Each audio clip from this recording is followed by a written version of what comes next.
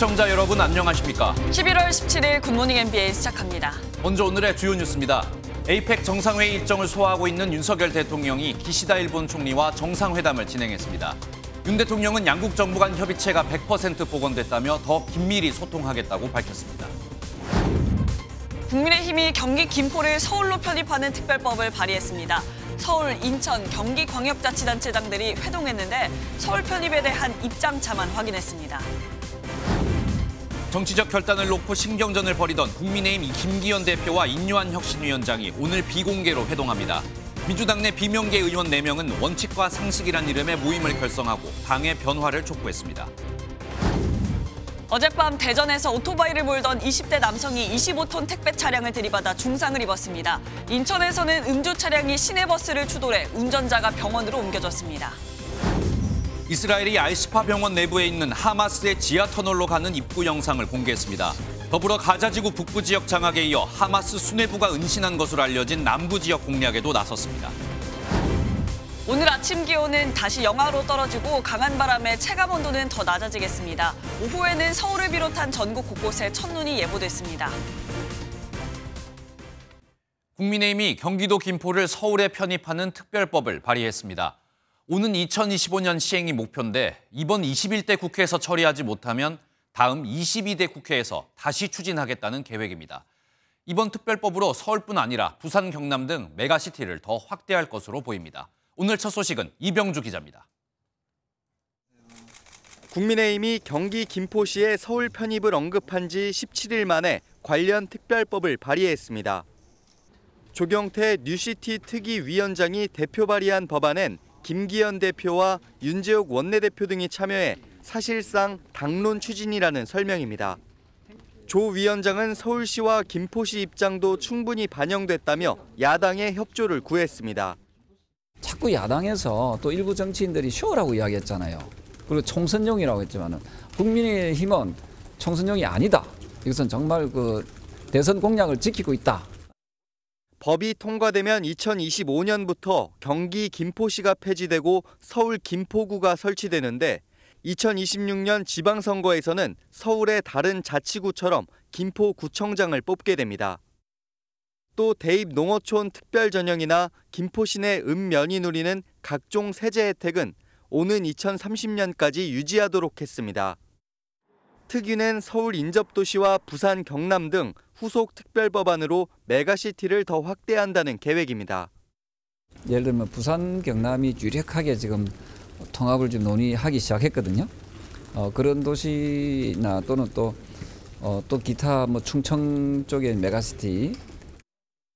이번 특별법은 주민 의견 수렴 절차를 거쳐 소관상임위인 행정안전위원회의 심사를 받고 국회 본회의 표결을 통과해야 합니다.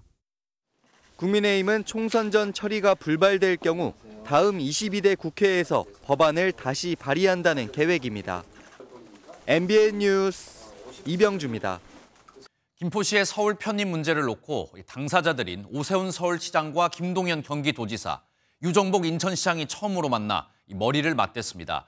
세 사람은 1시간 정도 대화를 나눴는데 서로 입장차가 너무 커서 첫 번째 만남은 성과 없이 끝났습니다. 이어서 신혜진 기자입니다. 김포시 서울 편입 문제가 불거진 후 처음으로 만난 오세훈 서울시장과 김동연 경기도지사, 유정복 인천시장. 손을 맞잡고 사진 촬영을 할 때만 해도 분위기는 화기애애했습니다. 새 지자체장들은 1시간 정도 논의를 이어갔지만 김포시 서울 편입 문제를 놓고선 서로의 입장차만 확인했습니다. 김동연 경기도지사는 총선을 앞둔 정치쇼에 불과하다며 날을 세웠습니다. 이미 국민들의 심판이 끝난 일입니다. 아마도 바람과 함께 사라지다가 아니라 총선과 함께 사라질 그런 이슈가 아닌가 싶어서 아주 개탄스럽고. 유정복 인천시장은 논의 시기를 문제 삼긴 했지만 발언 수위는 조금 낮췄습니다. 이번 총선 앞에 이 사항을 처리하기는 건 현실적으로 무리다. 분명히 그렇게 얘기를 한 겁니다. 행정체제 개편에 대해서는 이것이 옳다 그러다 해야 된다 안 해야 된다 이런 입장을 얘기한 게 없습니다. 오세훈 서울시장은 계속 논의하겠다면서도 김 지사와는 생각이 다르다고 밝혔습니다. 서울시의 이 연담화의 역사와 연장선상에 있다, 이런 생각을 하고 있습니다. 이제 거기에 비해서 오늘 말씀을 들어보니까 경기도의 김동연 지사께서는 이게 뭐 선거를 앞둔 사실상 불가능한 논의 제기다, 이런 상황.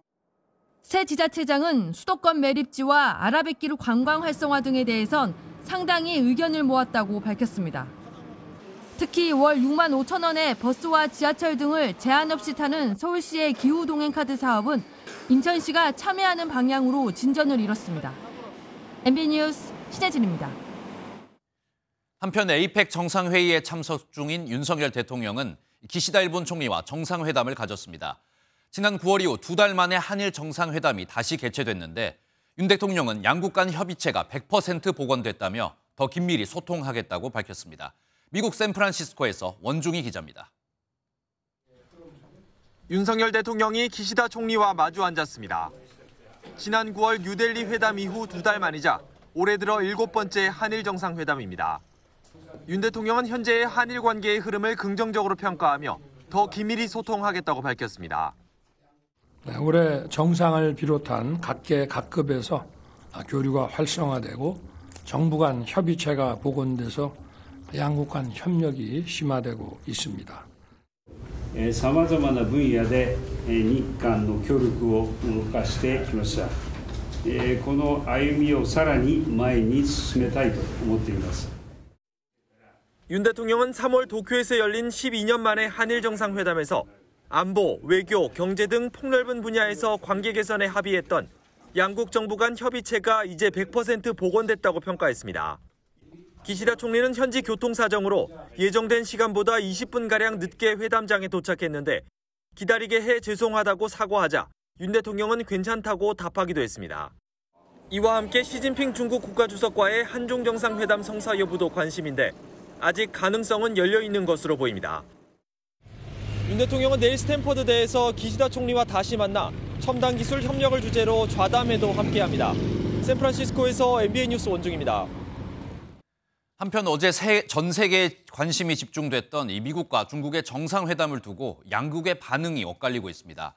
백악관은 바이든 대통령이 어제 정상회담에 매우 만족했다고 밝혔지만 반면 중국은 시진핑 주석을 독재자로 표현한 발언에 반발하고 있습니다. 워싱턴 연결해 자세한 소식 들어보겠습니다. 최종락 특파원. 네, 워싱턴입니다. 네, 일단 바이든 대통령 같은 경우에는 어제 정상회담을 매우 중요하다는 진전이다 이렇게 평가를 했는데요. 백악관 공식 입장도 나왔습니까? 네, 백악관은 1년 만에 이뤄진 4시간에 걸친 미중 정상회담 매우 만족스럽다고 평가했습니다. The president comes away from the meeting yesterday feeling very good about the content of the discussions over the course of 4 hours and the 백악관은 말씀하신 것처럼 매우 중요한 진전을 이뤘다는 바이든 대통령의 어제 발언도 상기시켰는데 군사 대화 재개와 펜타닐 원료 차단 합의를 치켜세우기도 했습니다. 민감한 문제로 꼽혔던 대만 문제에 대해서는 안정과 평화를 추구하면서도 중국을 자극하지 않도록 하나의 중국 원칙 재확인하기도 했습니다. Peace and stability across the Taiwan Strait, that's what we wanted and still want. That there's no change to our one China policy, that we don't support independence for Taiwan, but that we will, in accordance with the Taiwan Relations Act, continue to provide self-defense capabilities to 한편 바이든 대통령은 오늘 에이펙 정상회의 최고 경영자들과의 대화에서 중국이 불공정한 경제 관행을 계속하도록 계속 압박하겠다 이런 입장을 밝히기도 했습니다. 네, 그런데 바이든 대통령이 시진핑 주석을 향해 독재자다 이렇게 표현을 해서 이 발언이 논란이 되고 있는 것 같습니다. 여기에 대해서는 백악관 어떤 입장입니까? 물론 백악관의 바이든 대통령이 발언한 시진핑은 독재자에 대해서 질문을 했습니다. 커비 조종관 글쎄 특별히 답하지는 못했습니다. 바이든 대통령은 시진핑을 신뢰한다고 했다가 이후 독재자라는 표현을 했는데 백악관도 해석하기는 어려웠을 것으로 보입니다. 바이든 대통령은 어제 미중 정상회담 이후 단독 기자회견을 했는데 마지막 질문에 답변하는 과정에서 독재자 표현이 나왔습니다. 직접 들어보시겠습니다. I mean, he's a dictator in the sense that he is a guy who runs a country that is a communist country that is based on a form of government totally different than ours. 분명한 건 중국 정부가 극도로 민감하게 반응하는 발언인데 중국 외교부 어제 정례 브리핑에서 강력 반발했습니다. 全面富有建设性的会晤，具有战略意义和深远影响，是当今国际关系中的大事件，也必将成为中美关系史中的里程碑。 바이든 대통령은 어제 시 주석의 젊을 적 사진을 보여주며 두 사람의 12년 인연을 강조하는 등 분위기 조성에 노력하는 모습을 보이기도 했는데 왜 독재자라고 발언을 했는지에 대한 해석은 다양하게 당분간 지속될 전망입니다. 지금까지 워싱턴에서 전해드렸습니다. 어젯밤 대전에서 오토바이를 몰던 20대 남성이 25톤 택배 차량을 들이받아 중상을 입었습니다. 오늘 새벽 인천에서는 음주 차량이 시내버스를 추돌해 운전자가 병원으로 옮겨졌습니다. 사건 사고 소식 손성민 기자입니다. 검은색 오토바이 한 대가 부서진 채 인도에 걸쳐 있고 경찰은 분주하게 현장을 정리합니다. 어젯밤 11시 10분쯤 대전 유성구에서 오토바이가 정차 중이던 25톤 택배 차량을 들이받았습니다. 이 사고로 20대 오토바이 운전자가 의식을 잃고 병원으로 옮겨졌습니다. 저희도 그냥 갔을 때 심정지 상황이었는데 병원에서 그 이후에 어떻게 됐는지는. 경찰은 주변 운전자 등을 상대로 사고 경위를 조사하고 있습니다. 찌그러진 흰색 승용차에서 연기가 피어오르고 소방대원들이 현장을 살핍니다. 오늘 새벽 3시 50분쯤 인천 서구에서 승용차가 신호대기 중이던 시내버스를 들이받았습니다. 승용차 운전자인 40대 남성이 다쳐 병원으로 옮겨졌는데 혈중 알코올 농도가 면허 정지 수준이었습니다. 경찰은 이 남성을 도로교통법 위반 혐의로 입건하고 자세한 사건 경위를 조사하고 있습니다. 어제 저녁 6시 20분쯤 전남 여수에서는 체험학습으로 온 중학생들이 탄 관광버스에서 불이 나 학생 15명이 연기를 마셔 병원 치료를 받았습니다. 소방당국은 버스 바퀴에서 화재가 시작된 것으로 보고 정확한 원인을 조사하고 있습니다. MBN 뉴스 손성민입니다. 노인을 보호하고 돌봐야 할 요양보호사가 80대 여성의 얼굴을 내리쳤습니다. 그리고 노인의 멍든 얼굴을 화장품으로 가렸는데요. 이 모습을 본 가족들은 울분을 터뜨렸습니다. 장덕진 기자가 보도합니다. 요양보호사가 노인 옆에서 일을 하다가 갑자기 얼굴을 내려칩니다. 노인은 맞은 부위를 부여잡고 요양보호사는 잠시 뒤 또 때립니다. 가족들은 폭행당한 사실을 일주일 넘게 지나서야 알았습니다. 몸이 너무 컸으니까 놀랐죠. 혹시 하고 싶어서 물티슈를 닦아보니까 파운데이션이 묻어나왔던 거죠. 얼굴이 붓고 멍이 생겼지만 요양원 측은 병원에 데려가지도 않았습니다. 아예 없었죠. 의료인도 신고 의무 대상자예요. 그렇기 때문에 나가면 분명히 이게 신고 대상이 될 거라고 생각해서 안 했던 것 같아요. 노인 학대 혐의로 입건된 40대 요양보호사는 경찰 조사에서 순간적으로 욱해서 그랬다는 취지로 진술했습니다. 요양원 측은 요양사의 보고가 늦어 폭행 사실을 뒤늦게 알았다고 해명했습니다. 본인들이 바로 보고했으면 거기다가 나중에 인지할 때까지는 안 받겠죠. 바로 뭔가 조치도 주고. 하지만 요양원은 학대 사실을 파악하고도 이틀이 지난 뒤에야 신고한 것으로 파악됐습니다. 노인복지법은 복지시설의 장이 학대 사실을 파악한 즉시 유관기관에 알려야 한다고 규정하고 있습니다. 경찰은 또 다른 폭행이 있는지 확인하기 위해 CCTV를 분석하는 등 수사하고 있습니다. MBN 뉴스 장덕진입니다. 대낮에 한 아파트에 80대 남성이 침입해 80대 여성을 성폭행했습니다. 현장을 목격한 아들이 남성을 붙잡아 출동한 경찰에게 인계했는데 경찰은 간단한 조사만 하고 풀어줬습니다. 가해자는 버젓이 동네를 돌아다니고 있습니다. 김영현 기자가 취재했습니다. 충남 논산의 한 아파트입니다. 지난 6월 2일 오후 4시쯤 이곳에 홀로 사는 80대 여성이 80대 남성에게 성폭행을 당했습니다. 벨이 울려 문을 열었더니 남성이 밀치고 들어와 안방에서 몹쓸 짓을 한 겁니다. 한두 번 이 손으로 잡고 발로 누르고 막 주무르는 거야. 막 주무르고 다 터듬지. 마침 현장을 목격한 아들이 남성을 붙잡아 출동한 경찰에게 인계했습니다. 그런데 당시 가해 남성은 현행범으로 체포되지 않고 집안에서 간단히 조사만 받은 채 그대로 풀려났습니다. 왜 그냥 가시는 거예요? 그랬더니 주거가 일정하고 뭐 어디 도망가지 않기 때문에 일단은 가시라고 해도 된다고. 그냥 그 말만. 경찰은 가해 남성을 조사해 강간 등 치상 혐의로 사건을 검찰에 송치했지만 가해 남성은 여전히 동네를 활보하고 있습니다. 경찰이 남성에게 피해 여성에게 접근하지 말라고 경고만 했을 뿐 별다른 조치를 취하지 않았습니다. 피해 여성은 집안에서도 나오지 못하고 극심한 정신적 피해를 입고 있다고 했습니다. 어느 날 보니까는 여기 왔다 갔다야. 하림이 두근거려서 살 수가 있지 않지. 얼마나 무섭게 생겼나 몰라. 경찰은 가해자 나이 등을 고려해 초동 조치를 했고 피해자 보호도 절차상에는 문제가 없다고 해명했습니다.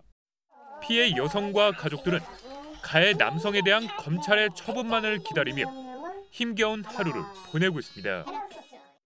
살아셔야 10년이지만 가해자는 편하게 돌아다니고 어머님은 징역 사는 것 같다 이거예요. 그게 억울하다. MBN 뉴스 김영현입니다.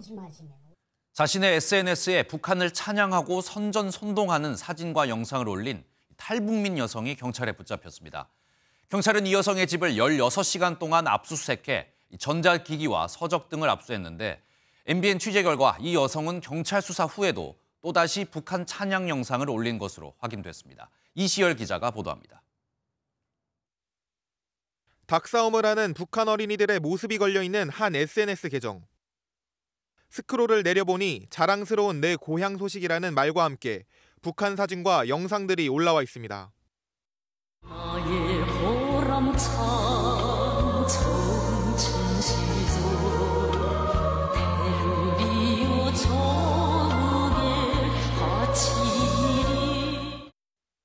같은 이름으로 된 다른 계정들도 마찬가지입니다. 60대 탈북민 여성 A씨가 운영하는 SNS인데 지난 14일 경찰이 A씨의 집을 압수수색했습니다. 그 사고 쳐가지고 그거 아마 추적하러 온 것 같은데. 압수수색은 오전 7시 반부터 약 16시간 동안 이뤄졌는데 A씨의 전자기기와 도서 등을 압수한 것으로 전해졌습니다.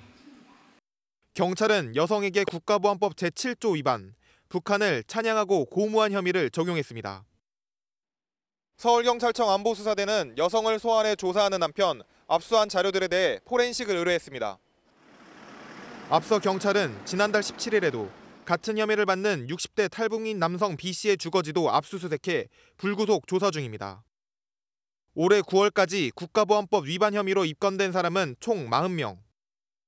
그중 북한을 찬양하거나 고무한 혐의를 받는 사람은 9명입니다. MBN 뉴스 이시열입니다. 거액의 통장 잔고 증명서를 위조한 혐의로 재판을 받고 있는 윤석열 대통령의 장모 최은순 씨가 징역 1년형을 선고받았습니다. 1심부터 대법원까지 모두 같은 결론을 내렸는데 보석 신청마저 기각되며 최 씨는 내년 7월에 출소할 것으로 보입니다. 홍지호 기자가 보도합니다. 지난 2013년 윤석열 대통령의 장모 최은순 씨는 경기도 성남의 도촌동 땅을 사는 과정에서 은행 잔고 증명서를 위조했습니다. 이렇게 만들어진 증명서는 모두 4장, 총액은 349억 원이 넘었습니다. 검찰은 위조된 증명서 1장을 민사소송에서 사용하고 공범의 사위 명의로 부동산 등기를 한 혐의까지 적용해 최 씨를 재판에 넘겼습니다. 최 씨는 증명서 위조 사실은 인정하면서도 다른 혐의들은 전부 부인했습니다. 위조된 잔고증명서가 실제로 법원에 소송 증거로 제출되는지 모르셨나요? 1심 재판부는 모든 혐의를 유죄로 판단해 징역 1년을 선고했는데 법정 구속을 시키지는 않았습니다. 항소심 재판부 역시 같은 판결을 내렸는데 충분한 방어권이 보장됐고 죄질이 나쁘다는 이유로 최 씨를 법정 구속했습니다. 4개월 정도 만에 열린 대법원 상고심 역시 원심 판결에 법리 오해 등 잘못이 없다며 징역 1년형을 확정하고 보석 청구도 기각했습니다. 항소심 직후부터 수감 생활을 시작한 최 씨는 내년 7월까지 복역하게 됐습니다. MBN 뉴스 홍지호입니다. 오늘 하루 중요한 일정을 소개해드리는 굿모닝 오늘입니다. 어떤 일정이 있는지 함께 살펴보겠습니다. 정부와 여당이 오늘 오전 국회에서 당정협의회를 열고 개식용 금지 법안 등을 논의합니다. 여야가 개식용 종식법을 당론으로 채택한 가운데 오늘 협의회에서는 개식용 종식 시점과 개 사육 농가가 업종을 바꾸거나 폐업할 때 보상 방안 등이 논의될 것으로 보입니다. 경영권 승계를 위한 계열사 부당 합병 등의 혐의로 재판에 넘겨진 이재용 삼성전자 회장에 대한 결심 공판이 오늘 열립니다. 서울중앙지법은 자본시장법 위반 등 혐의로 기소된 이 회장과 최지성 전 미래전략실장 등 14명의 결심 공판을 여는데 이는 검찰이 이 회장을 재판에 넘긴 지 3년 2개월 만입니다. 국민의힘 혁신위가 오늘 전체 회의를 열고 4호 혁신안을 발표합니다. 이번 혁신안에는 대통령실 출신 인사의 전략공천 배제 방안, 10년 동안 벌금 100만 원 이상 전과가 있을 경우 공천에서 배제하는 원스트라이크 아웃제 등이 포함될 것으로 전해졌습니다. 국민의힘 당 지도부와 신경전을 펼치고 있는 인류한 혁신위원장은 윤석열 대통령이 거침없이 하라는 신호를 줬다며 자신에게 힘을 실어줬다, 이렇게 주장했죠. 그런데 이 발언에 대해서 대통령실이 선을 긋는 분위기입니다. 그런 건 없었다, 당이 알아서 해야 할 일이라고 잘라 말했는데 김기현 대표도 왜 대통령을 끌어들이냐고 우려했습니다. 오늘 만나는 김기현 대표와 인류한 위원장이 어떤 이야기를 나눌지 여권에 관심이 쏠리고 있습니다. 황재현 기자가 보도합니다. 대통령실 고위 관계자는 윤석열 대통령이 힘을 실어주는 발언을 했다는 인요한 혁신위원장 발언에 대해 그런 것은 없었다고 밝혔습니다. 그러면서 당에서 알아서 해야 할 일이라고 전했습니다. 대통령실 핵심 관계자도 혁신위 방향에 공감을 하고 말고도 없고 당무일 뿐이다라고 말했습니다. 윤 대통령으로부터 거침없이 하라는 신호를 받았다는 인 혁신위원장의 발언에 사실상 선을 그으면서 당무 개입 논란을 차단하기 위해 말을 상당히 아끼는 모습입니다. 김기현 국민의힘 대표도 불편한 기색을 내비쳤습니다. 당무에 개입하지 않고 있는 대통령을 당내 문제와 관련돼서 언급하는 것은 바람직하지 않다고 생각합니다.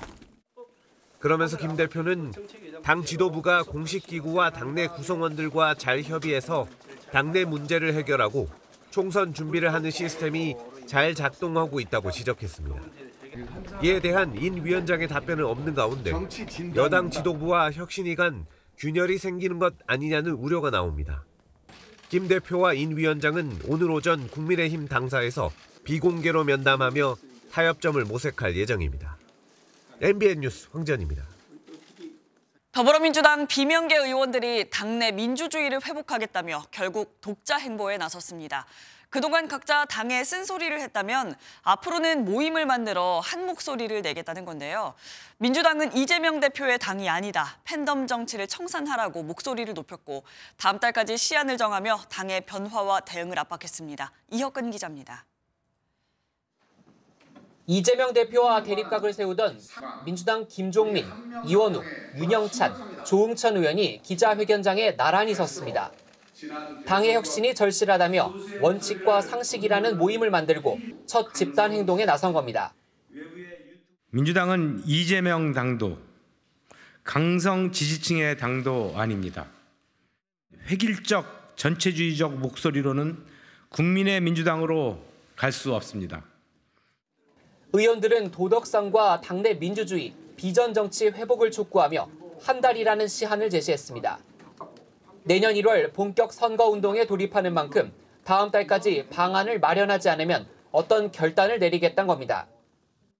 뜻을 같이 하는 분들을 모을 것입니다. 굉장히 저변에 많은 분들이 계십니다. 그런 분들과 함께 손을 잡고 우리 당의 변화를 40에서 50명 정도 의원들이 취지에 공감한다고도 했는데 당 내부 반응은 대체로 회의적입니다. 틀린 말은 아니지만 공천 앞두고 다들 선뜻 모임에 합류하긴 힘들 것이라든가 새해가 너무 적다는 식의 우려가 나왔습니다. 친명계 좌장격인 정성우 의원은 결국은 공천권 내놔라, 당 지도부에 권한 내려놓으라는 폄훼성 발언만 하고 있다고 비판했습니다. 홍익표 민주당 원내대표는 다음 주부터 당 소속 의원들과 점심을 함께하며 당내 혼란을 최소화하는 데 주력할 계획입니다. MBN 뉴스 이혁근입니다. 더불어민주당은 한동훈 법무부 장관의 탄핵을 두고 엇박자를 내는 모양새입니다. 민주당 검사범죄 대응 태스크포스는 탄핵을 적극 검토하는 반면 지도부는 신중론을 고수하고 있는데요. 여기에 국민의힘은 탄핵 자체가 코미디라고 맞받았습니다. 안병수 기자입니다. 민주당 내 강성 의원들이 주축인 검사범죄 대응 TF는 첫 공개 회의에서 한동훈 법무부 장관 탄핵을 검토하겠다고 밝혔습니다. 민주당을 두고 위헌 정당 심판을 언급한 한 장관의 태도를 문제 삼은 겁니다. 한동훈 장관의 굉장히 부적절한 발언과 헌법을 위반하는 듯한 이런 매우 격앙된 반응 등에 대해서 저희도 분명한 경고를 해야 된다는 생각을 가지고 있고, 또한 TF는 오는 23일 본회의에서 검사 4명에 대한 탄핵안을 발의해 추진하자고 원내 지도부에 요구하겠다는 방침입니다.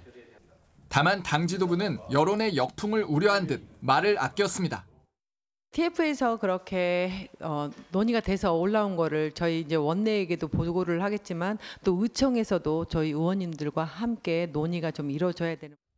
김기현 국민의힘 대표는 삼권 분립 원칙을 훼손하고 자유민주적 기본 질서를 심대하게 위협하는 위헌 정당 요건에 해당될 수 있다는 비판에서 자유로울 수 없다고 맹비난했습니다.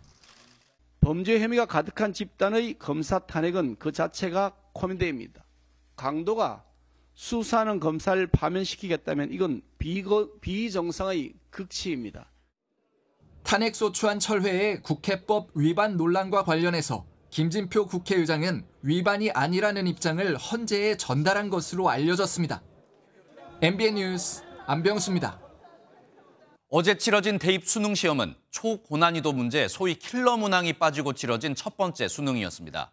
실제 난이도는 어땠고 변별력은 어떻게 확보했는지 박유영 기자가 살펴봤습니다. 수능 출제진은 수험생들을 이른바 골탕 먹이는 킬러 문항은 모두 뺐다고 강조했습니다.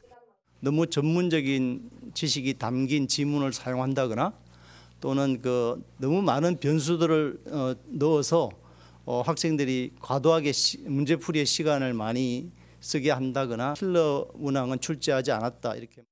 올해 처음 꾸려진 수능 출제 점검단이 이 역할을 맡았습니다. 출제위원이 문제를 내면 검토위원이 오류 등을 확인하고 다시 한번 점검위원이 킬러 문항을 핀셋 제거하는 과정을 거친 겁니다.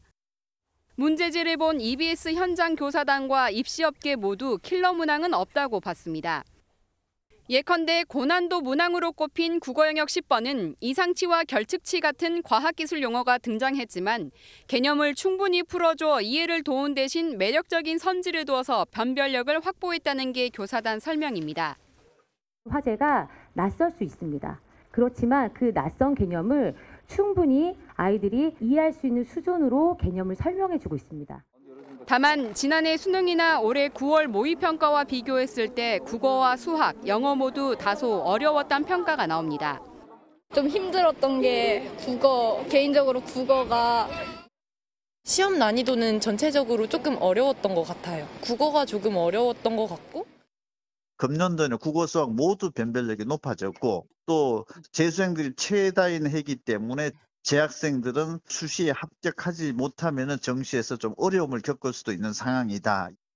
입시업체들은 수능이 끝난 직후 잇따라 온 오프라인 입시 설명회를 열고 가채점 분석 결과 등을 설명할 예정입니다. MBN 뉴스 박영입니다.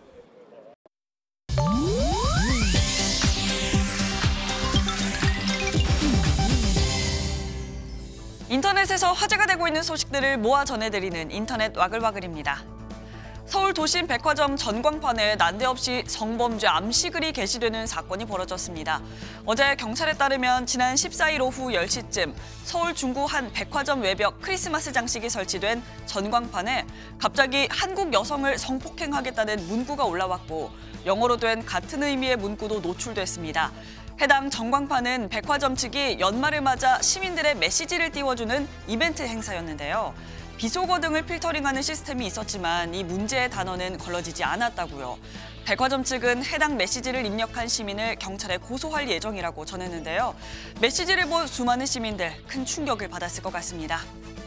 미국에선 비행기와 자동차가 충돌하는 사고가 났습니다. 미국 텍사스의 한 공항, 비상 착륙하던 경비행기가 활주로를 이탈하더니 도로로 넘어와 달려오던 자동차와 부딪힙니다. 사고는 현지 시간 지난 11일 텍사스 맥키니 에어로 컨트리 공항에서 일어났습니다.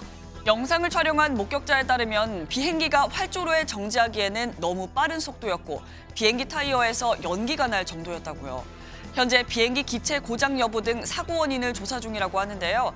다행히 차량 운전자가 경미한 부상을 입은 것을 제외하고는 인명피해는 없었다고 합니다. 한 자동차 전문 매체는 이번 사고에 대해 비행기와 차량 간 충돌은 비극적인 상황이 일어날 가능성이 높다면서도 이번엔 경미한 부상만이 보고된 점을 기쁘게 생각한다고 전하기도 했습니다. 영국에서는 늦은 밤 한 은행 현금 인출기 앞에 갑자기 인파가 몰려 북새통을 이뤘습니다. 현지 시간 지난 14일 런던 이스트햄 하이스트리트에 있는 한 은행 ATM에서 인출하려고 입력한 금액의 2배에 달하는 돈이 나오자 SNS에 이런 내용이 삽시간에 퍼졌고 돈을 인출하려는 사람들이 몰려들었다고요. 심지어 통장에는 원래 인출하려던 금액이 찍혔다고 하니 예를 들어 50만 원을 인출한 사람은 공짜로 50만 원을 더 받은 셈이 됐습니다. 은행과 ATM 회사 측은 황급히 조사에 들어갔고 현금 인출기 한 대가 오류가 있었음을 인정했는데요.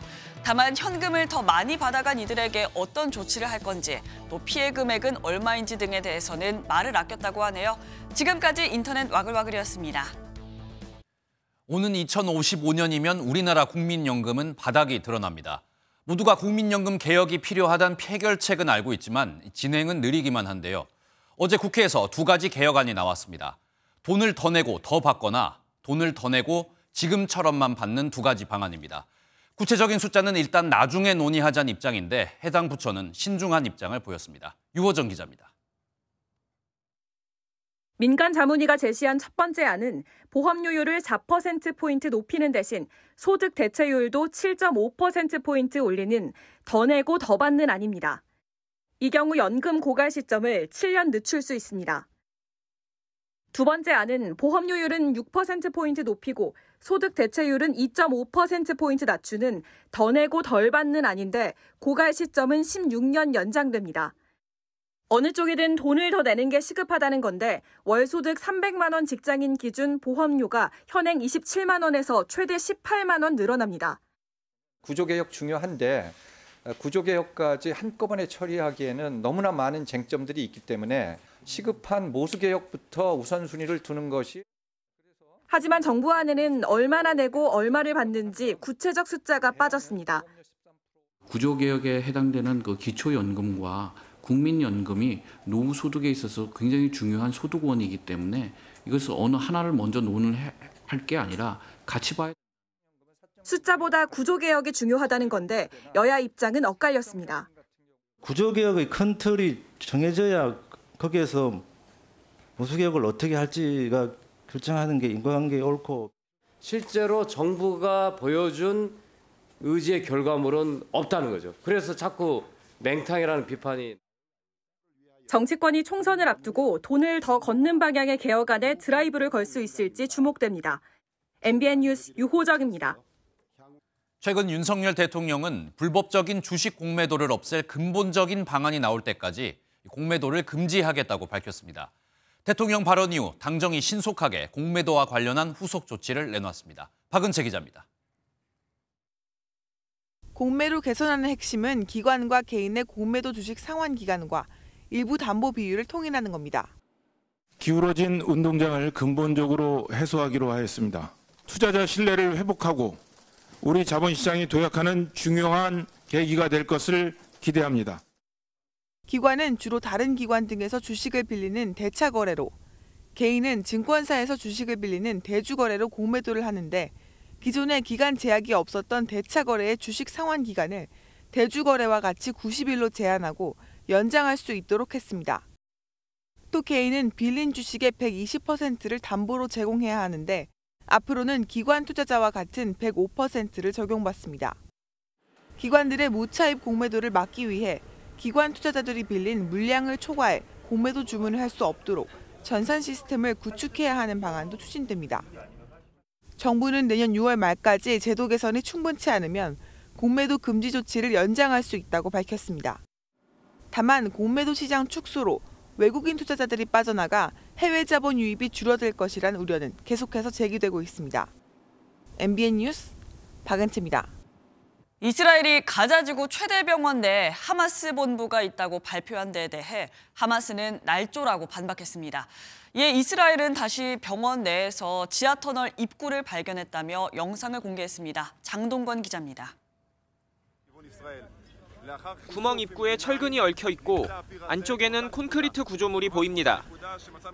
이스라엘군이 최근 급습한 알시파 병원 건물들 사이에서 찾아냈다고 밝힌 지하터널 입구입니다. 병원 인근에선 60대 이스라엘인 여성 인질의 시신도 수습됐는데 이스라엘군은 여성이 하마스에 살해됐다고 주장했습니다.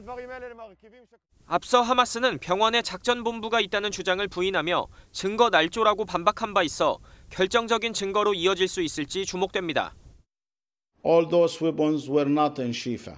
There is no center or control room for Hamas in this hospital. 이런 가운데 현지에선 가자지구 북부의 통제권을 확보한 이스라엘군이 하마스 수뇌부가 은신한 걸로 알려진 남부 지역 공략에 나설 것이라는 관측이 나옵니다.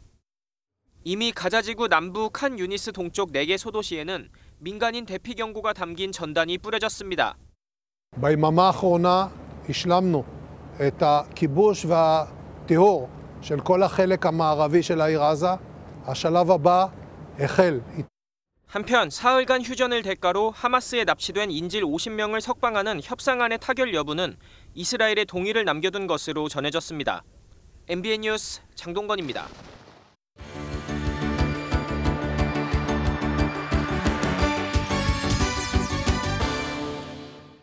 굿모닝 월드입니다. 국제자연보전연맹이 멸종위기종으로 분류하고 있는 노란점 거북이. 지구온난화 탓에 자연 부화에 어려움을 겪고 있다는데요. 종을 보존하기 위한 많은 노력이 있었습니다. 만나보시죠. 대야에 한가득 실려온 아기 거북이들.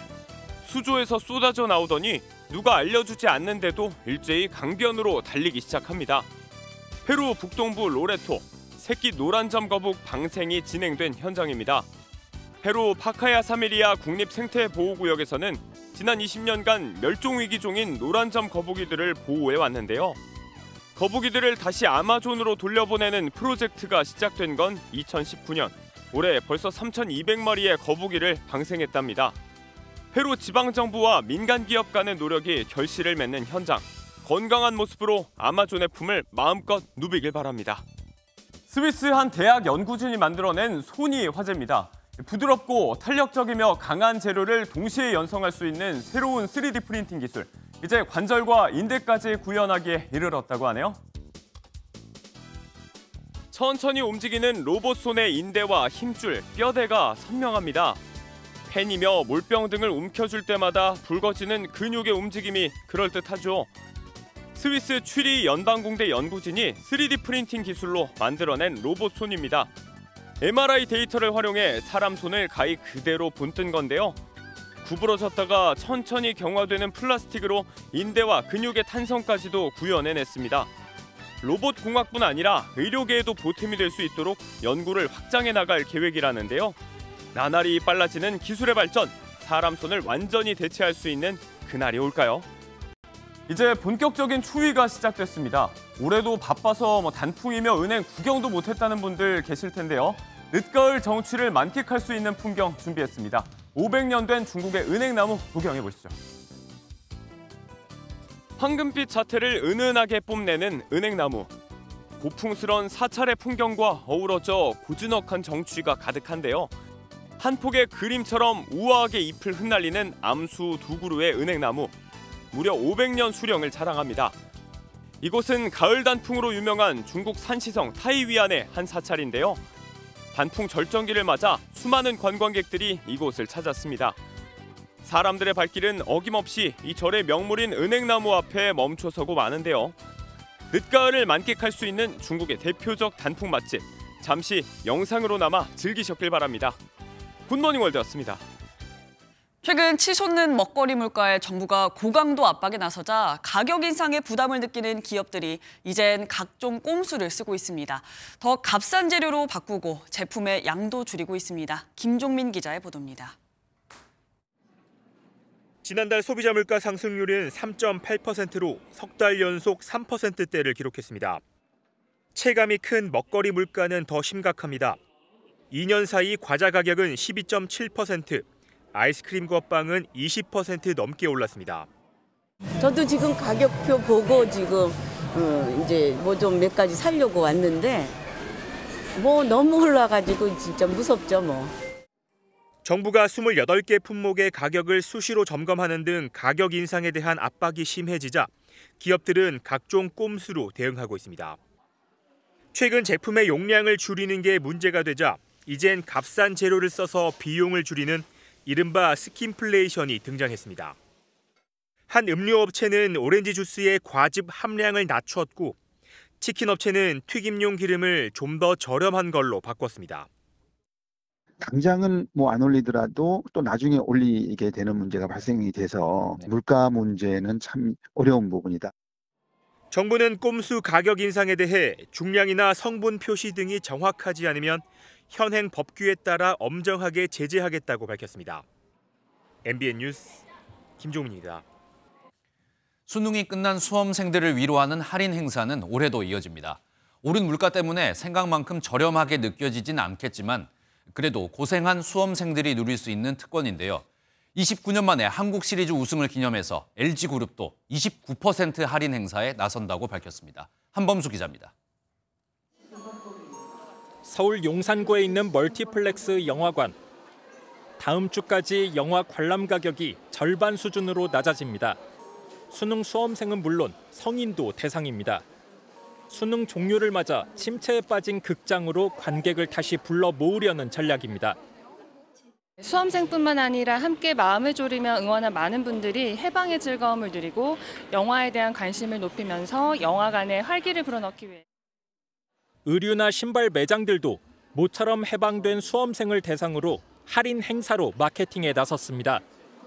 뛰어오른 물가 때문에 할인 효과를 예년만큼 체감할 수는 없지만 그래도 수험표 하나로 지출을 줄일 수 있어 반갑다는 반응입니다. 네, 수험생뿐만 아니라 일반 청소년들한테도 똑같이 적용되는 할인이다 보니까 영화관뿐만 아니라 카페나 빵집 같은 데도 더 자주 이용할 수 있을 것 같아요. LG그룹은 29년 만에 우승을 강조하며 계열사별로 29% 할인 이벤트를 확정했습니다. LG전자는 오는 21일 하루 동안 온라인으로 할인 대상 제품을 판매하고 LG생활건강은 화장품과 생필품을 정가의 29% 수준으로 내놓을 예정입니다.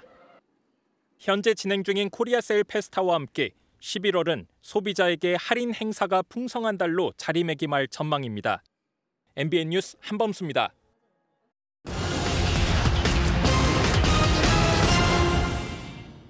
이번 주말 안방에서 범죄 액션 스릴러물 즐기면 어떨까요?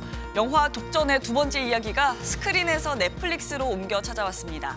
마약 조직의 거물 차승원과 이들을 쫓는 형사 조진웅의 더욱 강렬한 이야기가 펼쳐집니다.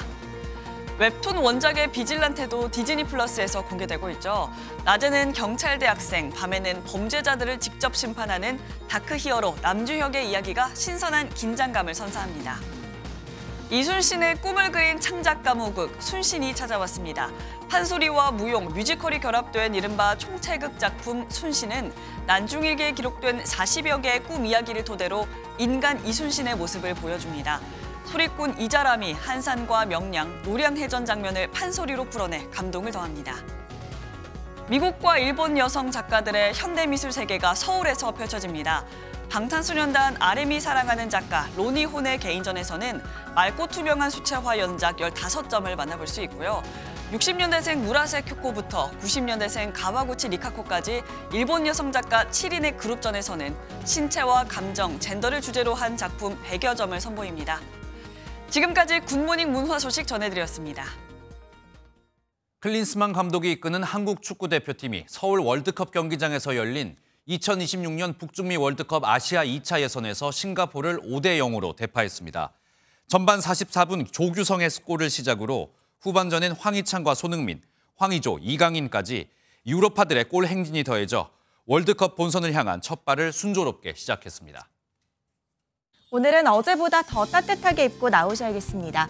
현재 서울의 기온 0.7도로 어제 아침보다 6도가량 낮게 출발하고 있고요. 찬바람까지 불면서 체감온도는 영하권으로 떨어져 있습니다. 오늘 한낮에도 3도 선에 그치며 종일 춥겠고요. 내일 아침에는 영하 4도까지 곤두박질하겠습니다. 오늘은 추위 속에 비와 눈 소식도 들어있습니다. 지금은 주로 호남과 제주에 약한 비가 내리고 있는데요. 오전 중에는 경기 서해안과 충남 지역으로 확대되겠고 오후에는 전국 대부분 지역에 비나 눈이 내리겠습니다. 눈비는 오늘 밤이면 대부분 그치겠지만 충청 이남 지역은 내일 오전까지도 이어지는 곳이 있겠습니다. 예상 적설량부터 보시면 제주 산지에 최고 15cm 이상, 전북 동부에 10cm 이상, 충청 내륙에도 3에서 10cm의 많은 눈이 예상되고요. 서울에는 1cm 안팎이 되겠습니다. 예상되는 비의 양은 제주에 최고 40mm, 그 밖에 대부분 지역에는 5에서 20mm 정도가 되겠습니다. 오늘 전국이 흐리겠고 대부분 해안가와 산지에서는 바람이 매우 강하게 불겠습니다. 지역별 현재 기온 보겠습니다. 춘천 영하 0.3도, 대전 1.1도, 대구는 5.7도 나타내고 있고요. 낮 기온은 서울 3도, 대전 7도, 대구는 11도 선에 그치겠습니다. 이번 추위는 일요일 낮부터 누그러지겠습니다. 날씨였습니다. 금요일 아침 굿모닝 MBN 마치겠습니다. 함께해 주신 여러분 고맙습니다.